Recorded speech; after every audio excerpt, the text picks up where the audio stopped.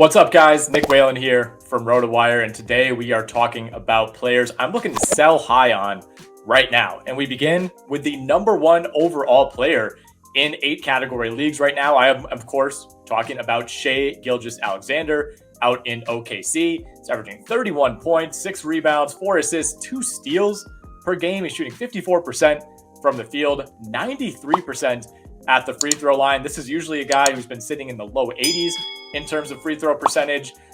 When it comes to SGA, the big concern, of course, is that he might not be available when it matters most later in the season. There's the fear that OKC could end up tanking later on. That is very real. They've done it each of the last 2 seasons. It's a big time concern. But on top of that, SGA's also been injured his first 2 years with the Thunder. He's played 56 in 35 games in the last 2 seasons. Again, tanking was a part of that, but injuries also helped bring on those tanking absences later in the year. He's been among the best players in all of fantasy so far, one of the best stories of the season, but I want to let someone else assume that risk later in the year. I just don't know that he's going to be available on a regular basis come March and April. Number 2 on the list, Anthony Davis. We all know the Lakers are a mess, but Anthony Davis is looking great so far from a fantasy perspective. Defensively, he's a monster. He's once again over 3 combined steals and blocks per game. The free throw percentage is up over 80% this season. That had tanked a bit over the last couple of years. He still can't shoot. He's basically stopped taking threes. I don't know that bubble AD is ever coming back at this point. But for me, much like SGA, injuries are the big concern here. He's played 36 and 40 games over the last 2 years. He always feels like a ticking time bomb in fantasy. And look, maybe this is the year that Anthony Davis finally stays healthy, but I've been sucked into that narrative before. I'm not falling for it.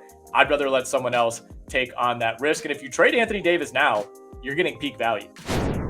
Number 3, Andrew Wiggins of the Golden State Warriors. He's a top 35 player in fantasy basketball right now. He's got 7 20-point games through his first 12 appearances. He's currently got career highs in steals, blocks, threes, field goal percentage. The free throw percentage is even up big compared to last season. And the Warriors need him right now. Klay Thompson off to a bit of a sluggish start. They don't really trust the young guys that they were hoping would step up this season. I do like Wiggins because he never misses games. So to me, he's not a must sell by any means. He does have a pretty high floor, but you got to consider that he's significantly outpacing anything that he's done in the past. I'd float some offers out there, see if maybe you could buy low on a player who has more upside the rest of the year. Number 4, Kristaps Porzingis of the Washington Wizards. He had 2 huge games this past weekend, off to a monster start overall. He's shooting the 3 really well. He played great at the end of last season. You have to consider that as well after coming over from Dallas. But Bradley Beal missed the second half of last year. He's missed a few games now this season due to an illness. Porzingis is still the very clear number 2 option when Brad Beal is healthy. And Kyle Kuzma, not too far behind that duo. He's also been playing well of late. The biggest thing, of course, with Porzingis is his health. That's the case for a lot of players on this list. Porzingis hasn't played more than 57 games since 2016-17. That was 6 years ago. For those of you scoring at home, we have a very large sample size now of Kristaps Porzingis missing a ton of time due to injury.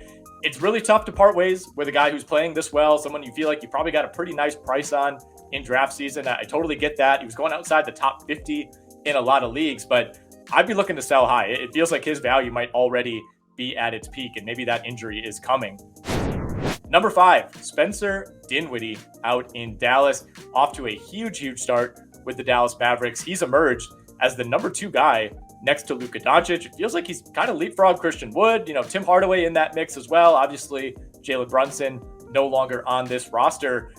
That could change as the season goes along, but I'm just not sure what Spencer Dinwiddie is doing right now is anything close to sustainable. He's at 49% from the field. He's at 46% from 3. You have to consider that for his career, Spencer Dinwiddie is barely above a 40% shooter, and he's a 31% shooter from 3 for his career. We have an 8-year sample here. Look, it's possible. Maybe Spencer Dinwiddie is having a career year at age 29. He's going to turn 30 on the other side of the calendar. But if the last 8 years mean anything, those percentages in particular are just not sustainable. And nobody's ever questioned that he can be a scorer. He can hand out assists. He can make threes, but he kills you from a percentages standpoint. And it's still a small enough sample that I'm not quite ready to buy in. So for a guy who's a top 50 player right now, it feels like this is pretty close to peak value. I'd be looking to trade him as soon as I can.